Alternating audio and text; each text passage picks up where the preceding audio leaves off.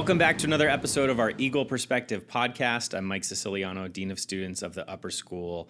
We're resuming our alumni series today. It's one of my favorite things we do on the podcast, mostly because I get to catch up with people that I love. Today is no exception. Please welcome back Kevin Charoensri, class of 2021. Hello.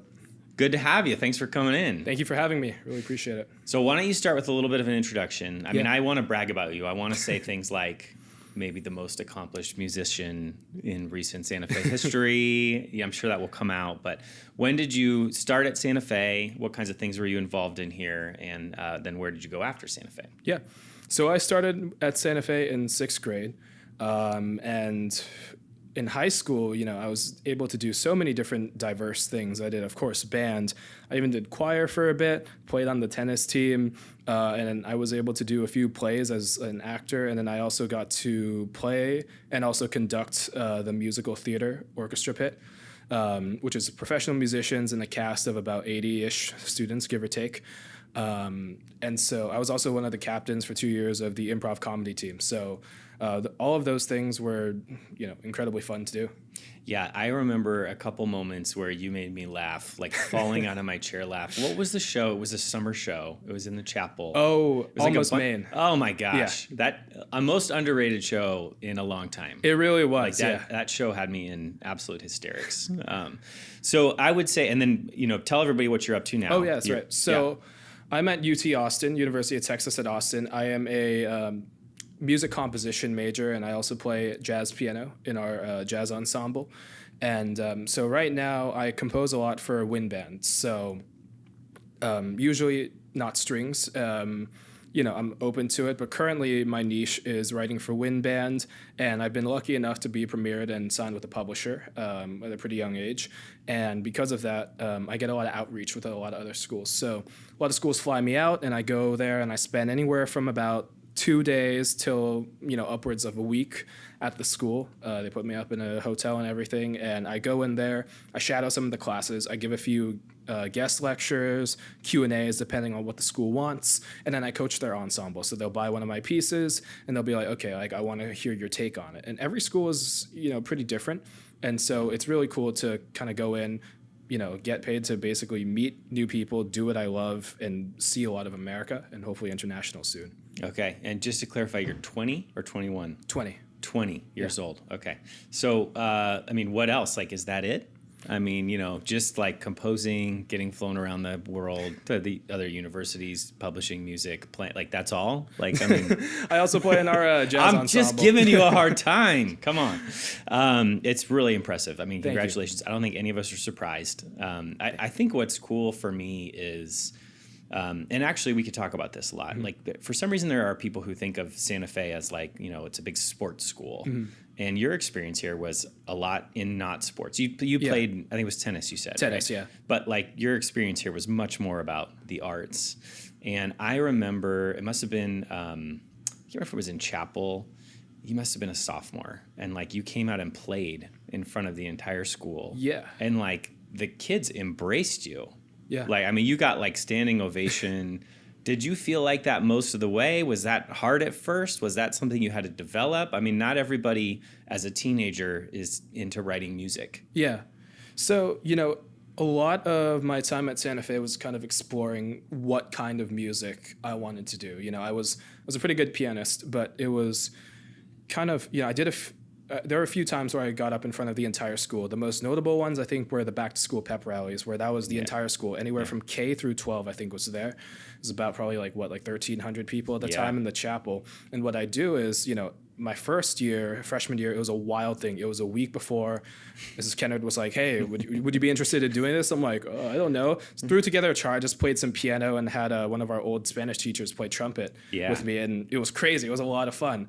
And throughout the years, it was my freshman year. By the end of junior year, senior year didn't happen, COVID, but junior year, I wrote this huge EDM drop for the whole school. And I actually grabbed our principal, Matt Hannon, him saying "Good afternoon, Santa Fe" right before the drop. I forgot about that. Yeah, that was so good. I was telling Mr. Hannon, I was like, "Hey, just so you know, like you're welcome to hear it before, like just to make sure like nothing inappropriate is going on." He's like, "No, I trust you." So no one had heard that before except me, and so I got up in front of the entire school, even for the dress rehearsal. I muted it so it'd be a surprise for everyone, and I came in and I worked the crowd. And so that was one of the cool things I was able to do at Santa Fe was there were so many opportunities to get up in front of the school. Christmas Chapel, I would play, just regular old acoustic piano, and then I could, get up in front of the entire school and do an EDM drop. So, it was awesome. Definitely a skill to kind of develop. Like I was pretty nervous. I still get nervous, but the more and more you get up in front of like 1,200 of your peers, the easier and easier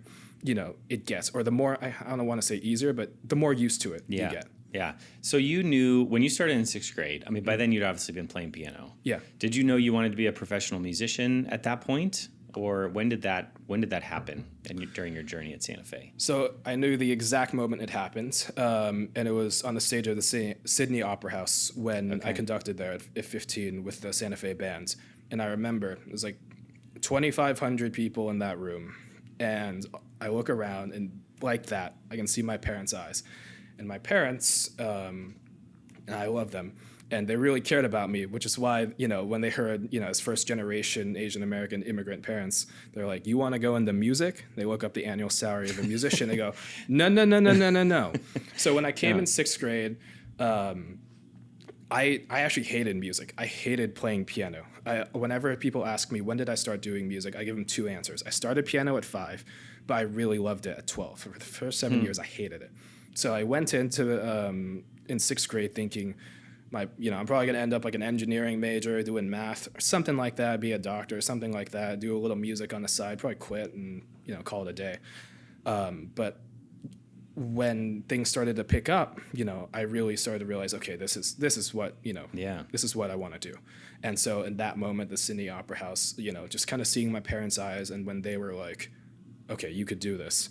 My parents were, love them to death, but they were the ones who were always like, I don't think this is a good idea. I don't think this is a good idea. And when they thought it was a good idea, I thought, okay, well then let's do it. Let's go all for it. So, yeah. I had no idea that you didn't even like playing at the beginning. No. That's really interesting. Can you talk about that Sydney experience? I remember that trip. Our band went out to Sydney. Yeah. How did you get the opportunity to conduct in the Sydney Opera House? Did you know that beforehand? Did you, were there lots of people? I can't imagine too many 15-year-olds would be able to do that. Yeah, so I had no idea for a while. I want to say I learned about it probably around the beginning of my freshman year, because it was the summer of my freshman year into sophomore year when I did it. And I have a good and bad habit of asking things that I don't really deserve. That's gone back to 6th grade. So kind of started in 6th grade when I just thought, why not? Let's ask Mr. Hall if I can, the band director at the time, if I can write a piece and conduct it in 6th grade. And he put me on the podium in front of 6th through 12th graders to conduct. It's terrifying. And he just said yes. Yeah, he just said, all right, if you think you can do it. And, I can't say I nailed it. For a 6th grader, it was pretty good. And so I just kind of got in that habit. And so when this trip rolled around, it was like, I played clarinet in band, like, you're going to be able to go in the Sydney Opera House and play with your peers. And I thought, well, we're already going to be at the Sydney Opera House. Can I write something for it? And he's like, maybe. I was like, okay.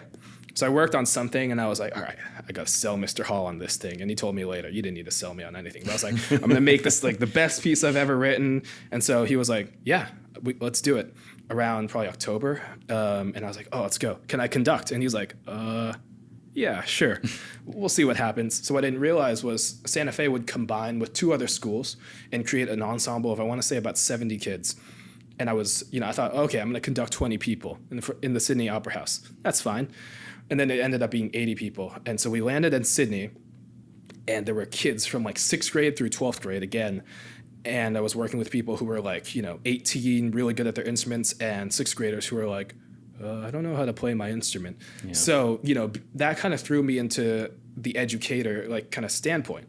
And so it was pretty stressful, but we all kind of pulled together, and I learned a big skill of how do I communicate to 6th graders through 12th graders, because 6th graders are like 12, and 18, as you as a Yeah. high school dean and also a parent, you would know 12 and 18 is a very large age gap in so many ways. So we finally pulled it all together. We did the performance at the Sydney Opera House. I went backstage and it was like surreal. It was like, oh wow, I'm really backstage. And so I walk out, I'm like, oh, how many people are in the audience? What, like 300, 500? Like all the parents? I go, no, it's open to the public. We have 2,500 tickets sold. You're kidding me. No. So I walk out. I'm like, no way it's 25. They're, just trying to mess with me. I walk out and it's basically like the Sydney Opera House has a few levels and like the first level was filled and I couldn't even see the back. And I only saw a few empty seats in the back. I was like, oh my gosh, this is insane. It's wild. So yeah, that was a Sydney trip. Yeah. And then from that point on, you kind of said, this is what I want to do. So from that point onwards, I was like, okay, I need to find every summer music festival I can. I need to start taking lessons in composition. I was all self-taught until that point. I need to, seek out every opportunity I have and I need to grab it all before I go to college so that when I'm in college, it sets me up. I'm like, 10 steps ahead of everyone and I can keep sprinting. Yeah. Well, there's a couple things that stand out to me about your story. The first is a selfish one. As a teacher myself, I love when kids have these moments of like, wow, this teaching thing's actually a lot harder than I thought. Maybe I should give my teachers a little more credit for, all this organizing different skill levels. So I love that. But two, you had a teacher in Mr. Hall who, as you know, just retired here after 31 years. I mean, basically built our band from nothing into what it is. Who said yes. I mean, what kind of impact did he ultimately have on you?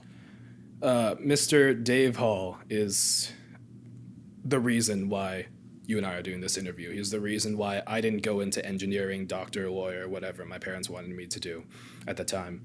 I could do the whole interview about Mr. Hall. Sure. But I'll put it this way. Any interest I had in music, he supported it. I still remember being like, oh, jazz piano, what is this? And, he's not a jazz pianist, but he was like, let me find everything I can to show you. Printed out all these like scales he found online. I was like, try doing these. And I actually never had a single lesson with Mr. Hall, believe it or not. Everything that I learned from him was just based off his time. And I'll give like 3 examples just to, get everyone an idea of what, me and Mr. Hall did. Every day at 6th grade lunch, I'd say, I don't have this computer program to write music, and I really need to use your computer. Every day he'd log into his computer for me, let me use it after school, like 3 hours a day, and he'd show me exactly how to input notes very cleanly and very smoothly. And I still use that program today. I used it this morning. Yeah. The second one I would say was when I got into electronic music production and pop music production. The last time he learned something about pop music was like 30 years ago or something, but he was like, okay, let me download the application, let me see what I can do for you. And I still remember in like 6th, 7th grade bringing in these like rap songs, and I'm like, that like other people have done. I'm like, I want to know like what the 808s, I want to know what the drums are doing there, tell me. And he's like, this song means, right? I'm like, but just tell me what the drums do, So he'd be like open to, Did he ever me. Rap for you? No. Because that's just an amazing picture in my head of Mr. Hall rapping for you. No, that's a shame. no. But anyway. But, anything from that all the way to like, okay, I want to know what this classical music score is doing. I want to see why the orchestration worked. And basically anything in between, he helped me with. So the fact that, I think that example shows the amount of range that he helped me with, either from classical, questionable rap, and like orchestration. All of these aspects have formed me into the musician I am today. Even though I don't really do like electronic music producing anymore, I still use a lot of those aspects that I was taught by Mr. Hall and the base of those into the wind band music that I write now, where I'm published and have a lot of success. It's pretty cool to hear. And I know you had lots of opportunities coming out of school. I know it came down to 2. I know that because you came to me and we chatted a couple times. I remember you being very kind of stressed about which one to pick, and the choices were University of Texas, where you're at, and USC, which is my alma mater. That's correct. And I gave you all kinds of great counsel, which you ignored, and you went to UT. No, I'm just kidding. I gave you fair counsel, but it seems like that's been an amazing choice for you. Yeah. And I remember that recently, maybe it was a year ago, I know you had another opportunity there. I think there was an original piece that you wrote and maybe conducted for a big event there. If I remember, somebody maybe passed away in the community. Yes. And so am I right that, you did that, but you were essentially repeating something you'd already done here at Santa Fe in terms of writing a piece, composing the piece.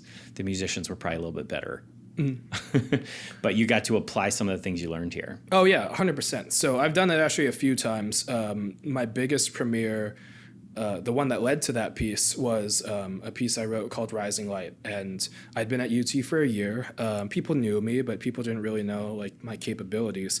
And I wrote this piece. I put everything I had into it. It was after all of the surge of Asian hate, and I wanted to write a piece that just kind of spread a message of love. Yeah.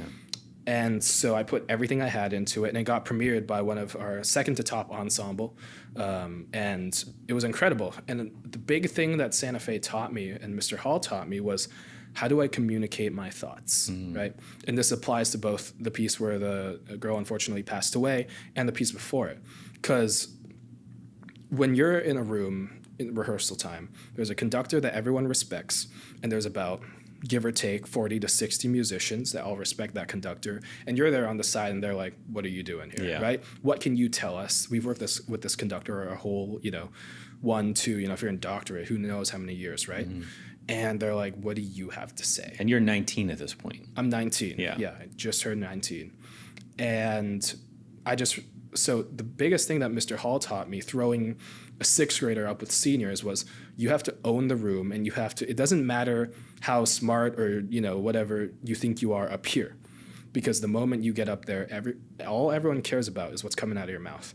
And so if you can't articulate what's going on up here, no one can read your mind, right? You have to have the power of articulating your thoughts and making it very clear and concise to the musicians. And you need to show them that, look, you're not just some guy who's walking in here cocky because you wrote the piece and you have no idea what you're doing. You need to, in a split second, decide what did they do and how can you make it better.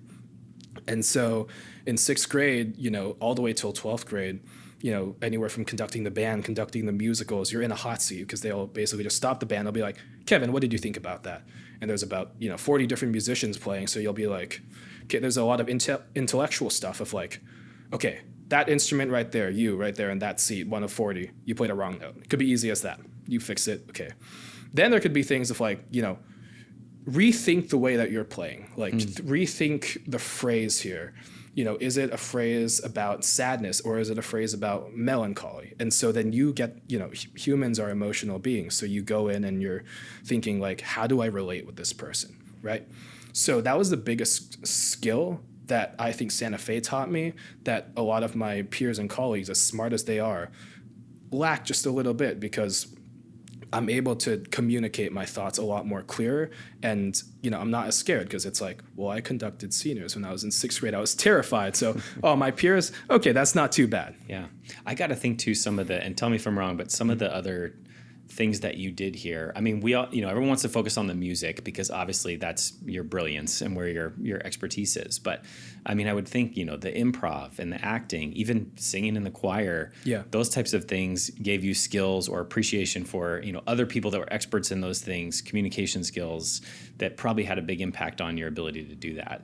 Oh, yeah, 100%. I'd say improv team, like other than Mr. Hall, was probably the second biggest thing that really helped form me to the person I am. Because, as you know, the improv shows where you got up in front of anywhere from like 100 to even like 300 people. Yeah, that one at the end of the year with the alumni is usually pretty big. Yeah, it's pretty big. It has about like 100 to 300 people that watch you and they're like, okay, be funny. And you got to think, and there's no script. And that's a big part of what you do in rehearsal. You're like, there's no script. You got to play it by ear, and you got to form kind of an arc and story of what you want to tell these musicians in about 15 seconds, because after 15 seconds, they're like, okay, you're just blabbering on, and they lose respect for you. And so, yeah, I'd say improv really helped me kind of get over my fear of public speaking. Yeah. And you probably didn't start freshman year being like, I'm going to join the improv team. No, so I joined the improv team freshman year, but I was really bad up until like second semester sophomore year. It took a lot of honing in, especially because I was a very shy, quiet kid from the moment I was born. I can really remember up until then, and by the end, I was like screaming random things. It was unheard of to me. Yeah. So like the fact that like if I can walk onto a stage eating spaghetti, screaming random things, I'm able to do other things like speak on my music. So it's like, yeah. That's awesome. I want to shift a little bit to faith. Yeah. Tell me about what Santa Fe kind of did for your faith and maybe how that is integrated into your music. I mean, I noticed when you're talking about kind of the deeper meaning behind all the music, I imagine there's probably a faith component to that as well. The piece about the girl who unfortunately passed away, there's a component of what message do you want to spread with this? Do you want to just say, okay, she passed away, that's it, end of story? Or do you want to have a deeper meaning of she's in heaven, she's in a happier place now? And so that really influenced the way that I wrote, because I had an option to write a very sad piece. I have the music theory skills to, write the sad chords, whatever, so on and so forth. But what would the family feel in that situation? They listened because they were going to be at the concert along with like 500 people and like 100 musicians who were all her friends playing in the ensemble. And what message did I want to send right there? Did I want to say, okay, that's it, we're done, be sad? Or did I want to say, okay, this is sad, but let's arc it to show that like she's in a better place now? And that's what I did. I chose to arc it that way. And so the piece was big and grand in a respectful way to celebrate her life versus just being like, okay, like that's it, death is the end. Yeah. What's it been like for you leaving Santa Fe, going to a place like University of Texas, obviously a very secular place, and being a Christian there, being a person of faith there? So like any big university, you're right, it's very secular and people have a lot of different goals with what they want to do in college, right? So for me, going into that, Santa Fe Christian is very different than University of Texas. And so it's definitely harder to find your group. It's definitely, not here every teacher, is Christian, prays. Not the case at University of Texas, right? So it really pushed me to find what works for me, because everything here is like, okay, I go to chapel on Thursday. Okay, I go to my next class. They pray. Okay, I go to Bible class. There, it's like, you don't have to do any of that. You don't have to go to church. You don't have to go to chapel. You don't have to do anything. And so it really forced me to figure out what works for Kevin. Mm-hmm. And so for me, that was a lot of looking at sermons on YouTube for whatever I was like feeling like right then and there. And personally, that's worked a lot for me. And the prayer life at Santa Fe was something incredibly important too, because I met a lot of Christians or people interested in Christianity in college who say like, oh, I have to pray. I need to, dress up in my church clothes. I got to go to this big like castle looking thing and got to talk to the guy who's in the perfect suit and tie. And, I just remember praying randomly in math class, randomly in, history class. And so for me, it's been really nice to show people that like, oh, prayer it's easy. I think the biggest thing that I've learned too is in college, we have to spread a message of love, right? And that's something that I've spread a lot in my music. And I think that was really, really, really nailed on at Santa Fe. So yeah, that's kind of how Santa Fe held my faith. It's awesome. We've talked a lot about your successes here, of which there are obviously many, but what were some of the hard parts of your journey here as a student? I would say towards the end, senior year, when I was conducting 2 musicals back to back. I remember this. Yeah. That was a very, very difficult time for me. I was working a high school job that wasn't very forgiving of my hours. And the rehearsal schedule was crazy. It was every day, 3-4 hours, and just taking in that much music, being in charge of like 80 cast members and like a professional orchestra where they're all like at least 30 years older than me, 30 years older than me, was incredibly difficult. The hot seat that you're in is crazy. It's an even hotter seat than being a composer right now, because at least you have a conductor. You can kind of sit back and think, how am I going to say this? Versus they're like, you hear something, you're like, okay, I should stop right now, or I could keep going. And while you're doing this, you're still cueing, you're still going on. So it was very difficult to balance all of those things and quite honestly, reach out for help. Doing those things, dealing with some family health stuff was incredibly difficult for me. And I want to say I figured it all out. And by the end of the last performance, it was amazing, beautiful. I was super happy. Quite honestly, that wasn't the case. But, as I finished up, here I graduated, finished conducting the 2 musicals, I started reaching out to a few staff members that I really trusted here. And the biggest lesson I learned was they were all like, why didn't you reach out sooner? And that's a big skill that I learned here that, I guess not here technically, but after I graduated in college, where, it's a skill to really ask for help when you need it. And I didn't really know that skill senior year. I learned it the summer after senior year. But it's helped in college in the sense of, I'm a published composer. I have to travel a lot. I play in the jazz ensemble, and I'm doing 20-hour load of classes with that. And so at some point, it's not going to all be amazing. At some point, I have to learn, especially for men, swallow my ego, go to them, ask for help nicely. And 9 times out of 10, they're going to be like, oh, yeah, whatever. But, it's not like Santa Fe where they're going to look out and be like, oh, are you okay? Because they just got so many people to deal with. So asking for help was definitely something I learned from Santa Fe, and something that I kind of struggled with towards the end. Yeah, I appreciate that. Thanks for sharing that. I do remember, though, the schedule there, like for our musical, the other one, I know that was a challenge for you. Every day, I want to say from February, and there was a lot in January, but February till May was just diving into the score while doing college apps, while working with some people. Doing school and working with some people in LA too, and it's just crazy. It's a lot. Well, what advice do you have if you could sit with a student who's just starting their freshman year or even coming in 6th grade? What would you tell them? Man, I would tell them to just dive into everything and anything, because everything that I did at Santa Fe has somehow helped me now in college, even though I'm not doing improv team, definitely not a professional tennis player. All of those things shaped me to the person I am today, and none of it, definitely none of it hurt. It all just helps. And so, even like with tennis, it helped me like learn how to get good athletic abilities, how to stay healthy. With improv, of course, I mentioned, it helps me public speak, with conducting. I mean, all of it just shaped me into the person I am today.